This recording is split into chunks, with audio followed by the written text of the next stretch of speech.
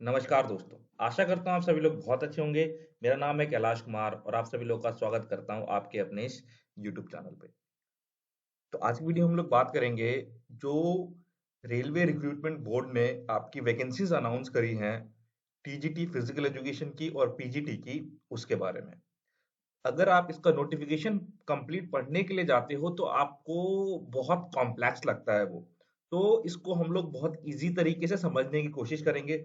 Total कितनी vacancies हैं, किस कैटेगरी के अंदर, और कौन कौन से आपके जो सिटीज हैं, ठीक है, या जो रेलवे बोर्ड्स हैं, वहाँ कहाँ कहाँ पे आपकी वैकेंसीज हैं, और क्या एजुकेशन क्वालिफिकेशन होना चाहिए, क्या सैलरी रहेगी, कब फॉर्म अप्लाई होगा, कब एग्जामिनेशन हो सकता है, क्या क्राइटेरिया है पूरा इस वैकेंसी के अंदर। तो सारी चीजों के बारे में हम लोग डिटेल में डिस्कस करेंगे आज की इस वीडियो के अंदर। तो अगर आप लोग फर्स्ट टाइम हमारे चैनल पे आए हैं तो चैनल को सब्सक्राइब कर लीजिए, वीडियो को लाइक कर लीजिए, और सबसे इंपॉर्टेंट चीज की बेल आइकन दबाना बिल्कुल भी ना भूले। और साथ साथ नीचे आपको टेलीग्राम ग्रुप का लिंक दिया हुआ है, उस लिंक पे जाके क्लिक करिए और हमारे ग्रुप में जाके ज्वाइन हो जाइए, जहाँ पे आपको सारी इंफॉर्मेशन टाइम टू टाइम मिलती रहेगी। तो वीडियो स्टार्ट करने से पहले आप लोगों को मैं यहीं पे दिखा देता हूँ कि टोटल आपकी टीजीटी के अंदर कितनी वैकेंसीज हैं। 18 वैकेंसीज हैं, जिसमें यूआर की 9 है, ओबीसी की 3, ईडब्ल्यूएस की 2, एससी की 2 और एसटी की 2 है। अगर आप इसको काउंट करोगे तो टोटल आपकी 18 वैकेंसीज हो जाएंगी।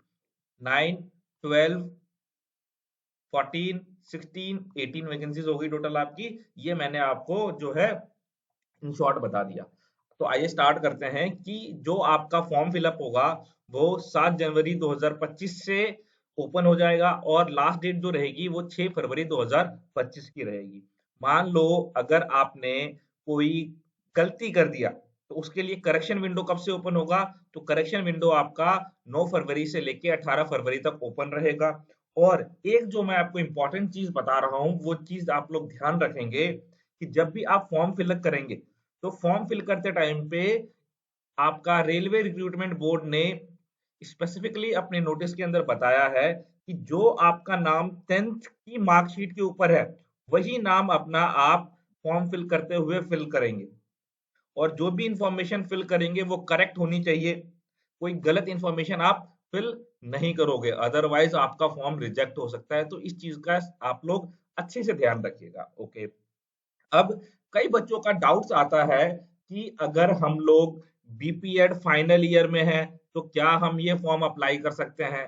क्या अगर हम लोग मास्टर्स फाइनल ईयर में हैं तो क्या हम फॉर्म अप्लाई कर सकते हैं? देखिए, रेलवे रिक्रूटमेंट बोर्ड ने क्लियरली बोल दिया है कि जो आपका फॉर्म फिल करने का लास्ट डेट है 6 फरवरी 2025, उससे पहले अगर आपके हाथ में बीपीएड की मार्कशीट है, एमपीएड की मार्कशीट है, तो आप फिल कर सकते हो। ठीक है, मान लो 6 फरवरी लास्ट डेट है और अगर आपका रिजल्ट 5 फरवरी को भी आया है या 6 फरवरी को भी आया है तो आप फॉर्म फिल कर सकते हैं। बट रिजल्ट आपका 7 फरवरी को आ रहा है, 10 फरवरी को आ रहा है, मार्च में आ रहा है, तो आप फॉर्म फिल नहीं कर सकते। इस बात को ध्यान रखिए। तो ये बड़ा कॉमन रहता है, जब भी अगर मैं कोई वीडियो बनाता हूँ उसके कमेंट सेक्शन के अंदर ये डाउट बहुत ज्यादा पूछा जाता है। तो जो फाइनल ईयर में बच्चे हैं वो फॉर्म फिल नहीं कर सकते, सॉरी फॉर देम। ये मैं नहीं, रेलवे रिक्रूटमेंट बोर्ड ने अपना बोला है। ओके, अब एक चीज और ध्यान रखेंगे आप लोग कि करेक्ट ईमेल आईडी, ये सारी चीजें मैंने आपको बता दी है। देखिए, इसके अंदर जो आपका एग्जाम कंडक्ट होगा वो computer based test exam conduct होगा, और इसके अंदर सबसे पहले आपका सीबीटी बेस्ड एग्जाम होगा 100 मार्क्स का, और इसके बाद आपका जो है वो टीचिंग स्किल टेस्ट होगा। मैं फिजिकल एजुकेशन की बात कर रहा हूँ, बाकी दूसरे सब्जेक्ट्स के हमें कोई लेना देना नहीं है, फिजिकल एजुकेशन का सिर्फ आपको बता रहा हूँ। उसके बाद आपका टीचिंग स्किल टेस्ट होगा। तो जो बच्चे क्वालिफाई करेंगे, ठीक है, वो आगे आएंगे टीचिंग स्किल टेस्ट के अंदर। अब क्वालिफाई कितने बच्चे करेंगे? तो मान लो अगर आपकी 18 वैकेंसीज हैं तो 18 वैकेंसीज को आप 2.5 से मल्टीप्लाई कर दीजिए, इतने टोटल बच्चे जो हैं आपके क्वालिफाई करेंगे टीचिंग स्किल टेस्ट के लिए। ठीक है, फिर उसके बाद आपका डॉक्यूमेंट वेरिफिकेशन होगा टीचिंग स्किल टेस्ट के बाद, और फिर लास्ट में आपका मेडिकल एग्जामिनेशन होगा। ठीक है, तो ये पूरा प्रोसेस रहने वाला है आपका। जैसे आप लोग देख सकते हो कि 2.5 टाइम्स जो है बच्चों को कॉल किया जाएगा टीचिंग स्किल टेस्ट के लिए, एंड एट द लास्ट जो है आपका फिर डॉक्यूमेंट वेरिफिकेशन और आपका जो है वो मेडिकल एग्जामिनेशन होगा। और जो मेडिकल एग्जामिनेशन होगा आपका, मेडिकल एग्जामिनेशन के अंदर ये कुछ स्टैंडर्ड रखे गए हैं, ठीक है। अगर medical standard B1 C1 C2 है तो इसके अंदर जो इन्होंने क्राइटेरिया सेट किया है, जनरली जो फिजिकल एजुकेशन वाले होते हैं उनका कंप्लीट ही होता है, तो उसके बारे में हम लोग डिटेल में बात नहीं करेंगे। और जब आप फॉर्म फिल कर रहे हो तो उस टाइम पे एक क्वेश्चन रहता है बच्चों का कि सर फीस कितनी रहेगी। तो फीस जो आपकी यूआर की रहने वाली है वो 500 रहने वाली है। और अगर आप एग्जाम देते हो, सीबीटी बेस्ड एग्जाम देते हो, तो इसमें से आपको 400 रुपीज जो है वो रिफंड मिल जाएगा। डायरेक्टली लिखते हैं भाई कि 100 रुपीज फीस है, क्यों ही लोचा करवा दिया है ना। बच्चे, कई बच्चे जो है वो साइबर कैफे वगैरह से फॉर्म फिल करवाते हैं। तो अगर आप में से कोई बच्चा साइबर कैफे से फॉर्म फिल करवाता है, अपने फ्रेंड से फॉर्म फिल करवाता है, तो मेक श्योर जब आप पेमेंट करें तो आप अपने कार्ड से या फिर अपने गूगल पे, फोन पे से पेमेंट करो, ताकि जब रिफंड आएगा तो आपके अकाउंट में डायरेक्टली आ जाए। अदरवाइज अगर किसी साइबर कैफे वाले से फिल करवाते हो तो उसके अकाउंट में चला जाएगा वो। अगर कोई बच्चा जो है आपका वो पीपल विद डिसेबिलिटी का है, फीमेल है, ट्रांसजेंडर है, ठीक है, एक्स सर्विसमैन है, SC ST है और EBC है, तो उसके लिए जो फीस रहेगी वो 250 रहेगी आपकी। तो इस बात को आप लोग ध्यान रखिए। फिर उसके बाद अगर हम आगे आए, ये मैंने आपको बता ही दिया है। जो आपका क्वेश्चन रहेगा इसके अंदर 100 क्वेश्चन रहेगा, उसमें आपको जो है 90 मिनट्स दिए जाएंगे। और अगर कोई पर्सन विद बेंचमार्क डिसेबिलिटी से है तो उसको 120 मिनट्स दिया जाएगा, ठीक है। नॉर्मल पर्सन के लिए 90 मिनट्स, 100 क्वेश्चन, ओके। और ये जो 100 क्वेश्चन रहने वाले हैं आपके, 50 क्वेश्चन हमारे सब्जेक्ट से रहने वाला है, सब्जेक्ट स्पेसिफिक फिजिकल एजुकेशन से, और जनरल अवेयरनेस से 15 क्वेश्चन, जनरल इंटेलिजेंस रीजनिंग से 15 क्वेश्चन, मैथमेटिक्स से 10 और जनरल साइंस से 10। तो जो बच्चे जम्मू कश्मीर या फिर आपका नॉर्थ ईस्ट या फिर साउदर्न स्टेट के होते हैं, उनको हिंदी को लेकर बड़ा प्रॉब्लम फेस करना पड़ता है। तो इसमें हिंदी नहीं है, आप आराम से फॉर्म फिल कर सकते हैं। और अगर आप क्वालिफाई करते हैं तो आपको भी ये वैकेंसीज के अंदर जो है लगने के चांसेस होंगे। और हर एक क्वेश्चन जो है आपका वो 1 मार्क का रहेगा, और इसके अंदर आपका नेगेटिव मार्किंग भी रहेगा। इस बात को ध्यान रखना आप लोग, नेगेटिव मार्किंग भी इसके अंदर आपको देखने को मिलेगा। 1/3 जो है इसके अंदर आपका नेगेटिव मार्किंग रहेगा। और इसके अंदर एक क्राइटेरिया भी सेट किया गया है, जैसे आपको DSSB के अंदर देखने को मिलता है। क्या क्राइटेरिया है कि आपका जो यूआर का स्टूडेंट होगा उसको मिनिमम 40% लाना ही पड़ेगा एग्जाम के अंदर क्वालिफाई करने के लिए। जो ओबीसी का स्टूडेंट होगा उसको 30% लाना पड़ेगा, ईडब्ल्यूएस के स्टूडेंट को 40%, SC के लिए 30% और ST के लिए आपका जो है वो 25% जो है minimum percentage of marks for eligibility रखा गया है। इसके बाद अगर हम लोग देखें मैथमेटिक्स के अंदर जो आपका सिलेबस रहेगा, इसके अंदर number system, BODMAS, fraction, LCM, HCF, ratio and proportion, percentage, mensuration, time and work, time and distance, simple and compound interest, profit and loss, geometry, trigonometry, elementary statistics, square root, age calculation, calendar and clock, pipe and system जो है रहेगा, जो कि हर exams के अंदर अगर mathematics है तो रहता है। बाद में अगर हम लोग बात करें जनरल इंटेलिजेंस एंड रीजनिंग की, तो पूरा का पूरा आपका रीजनिंग आ जाता है इसके अंदर। और जनरल अवेयरनेस के अंदर आपका वही सारी चीजें, जैसे करंट अफेयर हो गया, इंडियन ज्योग्राफी, कल्चर, हिस्ट्री, ये सारी चीजें आपकी जनरल अवेयरनेस के अंदर है। और जनरल साइंस के अंदर आपका जो है 10th तक का जो साइंस है वो पूरा आपने पढ़ना है। तो ये आपका हो गया पार्ट ए का सिलेबस। कितने मार्क्स का रहने वाला है ये रहने वाला है आपका 50 मार्क्स का। और जो 50 मार्क्स का रहने वाला है वो फिजिकल एजुकेशन रहने वाला है, इसमें आप देख सकते हैं ये है। तो इसके सिलेबस के बारे में हम लोग डिटेल में बात करेंगे। देखिए बड़ा छोटा सा सिलेबस दिया गया है क्योंकि 50 मार्क्स का है। और सबसे बढ़िया चीज जो यहाँ पे मुझे देखने को मिली है वो ये है कि इन्होंने बता दिया इस टॉपिक से इतने क्वेश्चन आएंगे। तो फिजिकल एजुकेशन का ऑब्जेक्टिव पूछा जाएगा, अलग अलग ऑथर के द्वारा क्या दिया गया है ऑब्जेक्टिव। प्रिंसिपल्स एंड कंपोनेंट्स पूछे जाएंगे फिजिकल एजुकेशन के। इंडियन ओलंपिक एसोसिएशन के अंदर आपका पूछा जाएगा, तो बड़ा 2-3 ही क्वेश्चन बनता है आपका इंडियन ओलंपिक एसोसिएशन का, ठीक है। आईओसी के अंदर बहुत सारे क्वेश्चन बन सकते हैं आपके, तो यहाँ से क्वेश्चन बनेंगे आपके। फिर बहुत सारी जो एजेंसीज हैं आपकी, WHO का फॉर्म हुआ था, ठीक है, यूनिसेफ और जो लोकल बॉडीज हैं उसके बारे में आपसे क्वेश्चन पूछा जाएगा। फिर उसके बाद आपसे जो है achievement, organisation of other physical education sports event, जैसे seminar, clinics, lecture, use of audio visual aids in physical education. तो इन सब से आपका 10 to 12 क्वेश्चन पूछा जाएगा। सेकंड जो टॉपिक है वो है आपका एनाटॉमी एंड फिजियोलॉजी, जिसमें सबसे ज्यादा क्वेश्चन आपके बनने के चांसेस हैं, और इसके अंदर न्यूट्रिशन भी आपका ऐड ऑन किया गया है। तो physical activity concept, benefit of participation in physical activity with specific reference to health concept, need components of principle of physical fitness, warming up, conditioning, cooling down, develop measure in health. मैं आपको बताता हूँ पूरा in short क्या पढ़ना है आपने। Wellness का है टॉपिक और एनर्जी एंड एक्टिविटी का है। तो देखिए इसके अंदर ना आपको पूरा ही पढ़ना पड़ेगा। अगर आप देखते हैं तो इसमें एक्सरसाइज फिजियोलॉजी प्लस आपका स्पोर्ट्स न्यूट्रिशन, इन दोनों कॉम्बिनेशन दे दिया गया है। ठीक है, तो ये दोनों चैप्टर आप लोग पढ़ के जाइएगा। फिर उसके बाद आगे हम लोग देखें sports injuries, promotion, health and education, sports medicine. ठीक है, तो हेल्थ एजुकेशन का टॉपिक तो इन्होंने यही कवर कर दिया, नीचे पता नहीं क्यों दिया इन्होंने। फिर उसके बाद इसके अंदर आपके बेसिक कॉन्सेप्ट ऑफ, देखो क्या ही, sports injuries prevention, health and health education, sports medicine. ठीक है, तो इसके अंदर देखो ये एनाटॉमी एंड फिजियोलॉजी इसके अंदर दे दिया, basic concept, need and importance of anatomy and physiology in physical education. Topic chapter यहाँ लिख रहे हैं ठीक है, और यहाँ पर डाल रहे हैं, बड़ा अजब है। मुझे लगा सही बोर्ड होगा ये। तो भाई ये भरोसा करके मत जाइए। मैंने जो अभी ये फर्स्ट टाइम मैंने देखा है इनका ये, कि ये इस चैप्टर में से इतना ही क्वेश्चन बनाएंगे, जब इन्होंने जो टॉपिक है उसके अंदर जो सब टॉपिक है वही गलत दिए हैं। तो ये बिल्कुल बिलीव मत करके जाइए कि इस टॉपिक से इतने क्वेश्चन बनेंगे। अपनी पूरी तैयारी करके जाएगा, मैं आपको पहले ही बता देता हूँ। ठीक है, फिर cell, tissue, organ and system, फिर स्केलेटल सिस्टम, मस्कुलर सिस्टम। देखो एनाटॉमी, एनाटॉमी फिजियोलॉजी यहाँ पे लिखा है, और उसका जो है सब टॉपिक है यहाँ पे डाल दिया ये। ठीक है, और ये sports injury prevention health education वाला कॉन्सेप्ट यहाँ पे डाल दिया।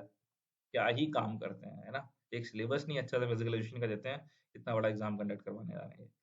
तो फिर training effects, maximum heart rate के ऊपर, vital capacity intake, volume, temperature regulation, postal deformities, ये है आपका स्पोर्ट्स मेडिसिन के अंदर है। फिर general prevention of, principles of prevention of injuries है, रिहेबिलिटेशन है।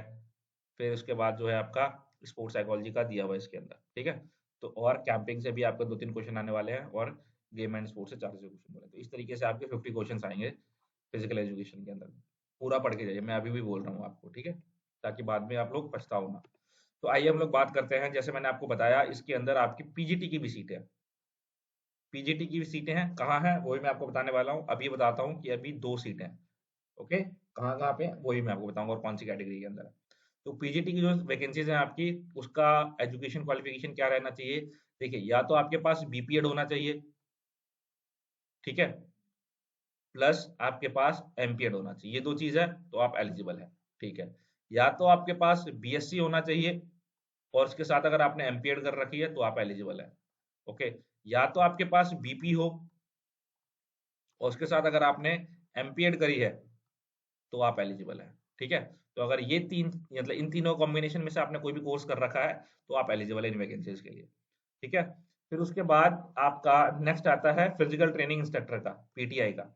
इसकी क्या क्वालिफिकेशन रहेगी आपकी। इसकी क्वालिफिकेशन रहेगी, अगर आपने बैचलर्स इन फिजिकल एजुकेशन किया है, बीपीएड किया है, और इससे इक्विवेलेंट जो कोर्सेज किए हैं। अब इसके अंदर बड़े क्वेश्चंस आते हैं बच्चों के कि sir equivalent courses, equivalent course क्या होगा इसका।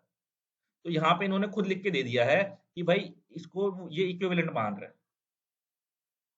क्या इसको इक्विवेलेंट मान रहे हैं, बीपीएड और bachelor of physical education, BP और bachelor of science in health education and physical education degree with at least 55% as per National Council of Teacher Education recognition norms and procedure regulation। ठीक है, तो अगर ये qualification equivalent है। But अगर आप देखोगे तो बीपीई आपका जो है, सॉरी, बीपीई जो है आपका एनसीटी से रिकॉग्नाइज नहीं है, बट ये यूजी से रिकॉग्नाइज्ड है आपका। बट फिर भी अगर आप केवीएस का देखते हो, डीएसएसबी का देखते हो, तो इसमें ये एलिजिबल रहता है। तो आप लोग फॉर्म फिल करिएगा, बीपी वाले भी, कोई दिक्कत वाली बात नहीं है। बाद में देखते हैं क्या होता है। चलिए अब हम लोग बात करते हैं कहाँ पे कितने वैकेंसीज हैं। बीएससी वाले तो 100% एलिजिबल है इसके अंदर, जिन्होंने बैचलर ऑफ साइंस करी है दिल्ली यूनिवर्सिटी से, वो तो 100% है। ठीक है, वो घबराना तो वो बिंदास फॉर्म फिल करे। बीपी वाले भी है, डोंट वरी, बीपी वाले भी लगे हुए हैं आपके केवीएस वगैरह के अंदर, और केवीएस के पैटर्न को ही फॉलो करेगा ये, जहाँ तक मैंने इसको स्टडी किया है रेलवे रिक्रूटमेंट बोर्ड को, तो वो केवीएस के पैटर्न को ही फॉलो करेगा। बट लेट्स सी कि एग्जाम कौन कंडक्ट करवाता है, एग्जाम कंडक्टिंग बॉडी कौन है। एग्जाम कंडक्टिंग बॉडी एक बार अगर पता लग जाए तो हम प्रिडिक्ट कर सकते हैं कि क्वेश्चन किस हिसाब से बनेगा। ओके, तो आइए हम लोग बात करते हैं अब जो रिक्रूटमेंट बोर्ड्स हैं आपकी, ठीक है, उसके अंदर कुछ जो आपकी सिटीज हैं, वहाँ कहाँ कितनी कितनी वैकेंसीज हैं। तो अगर हम बात करें बैंगलोर की, तो बैंगलोर के अंदर आपका यूआर के अंदर एक सीट है सिर्फ, ठीक है। फिर उसके बाद भोपाल के अंदर आपका एसटी का एक सीट है। फिर उसके बाद आपका जो बिलासपुर है, बिलासपुर के अंदर यूआर की 3 सीट है और ओबीसी की एक सीट है। टोटल 4 सीट्स हैं आपकी बिलासपुर के अंदर, तो छत्तीसगढ़ में, if I am not wrong तो। और चेन्नई के अंदर आपका यूआर का एक सीट है और आपका ईडब्ल्यूएस का एक सीट है। टोटल आपका चेन्नई के अंदर 2 सीट है। गुवाहाटी के अंदर आपका पीजीटी का सीट मिल रहा है आपको, है ना।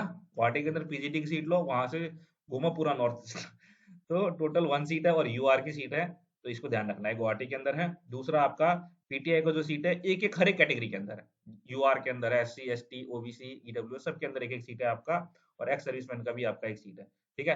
ये जो टोटल मैंने 18 सीट काउंट करी है, उसमें एक्स सर्विसमैन का जो है वैकेंसी मैंने एड ऑन नहीं किया था, ये मैं आपको पहले बता रहा हूँ, ठीक है।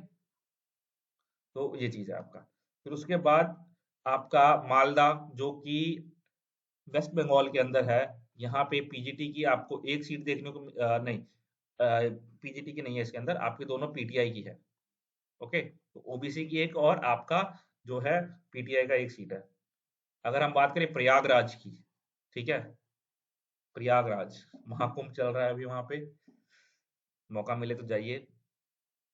पीजीटी की एक सीट है आपकी पोस्ट ग्रेजुएट टीचर की फिजिकल एजुकेशन में, यूआर की है, ठीक है। और आपका पीटीआई का यूआर के अंदर एक सीट है, और इसी में आपका जो है यूआर का एक और सीट है, और एक आपका एससी का सीट है। ये टोटल सीट्स है आपके प्रयागराज के अंदर। तो टोटल मैं अगर आपको बता दूं, तो टोटल आपकी पीजीटी की 2 सीट है, और दोनों सीटें आपकी यूआर अनरिजर्व कैटेगरी की, और बाकी टीजीटी की मैंने आपको, मतलब पीटीआई की मैंने आपको स्टार्टिंग में ही बता दी थी। और अगर आप इस एग्जाम की तैयारी करना चाहते हैं, तो हमारा फाउंडेशन बैच है, आप उस फाउंडेशन बैच में इनरोल हो सकते हैं, उसमें आप तैयारी कर सकते हैं, जिसमें बहुत डिटेल में पढ़ाया गया है, सारे एग्जाम्स को उसके अंदर कवर किया गया है, कॉन्सेप्चुअल लर्निंग है उसके अंदर।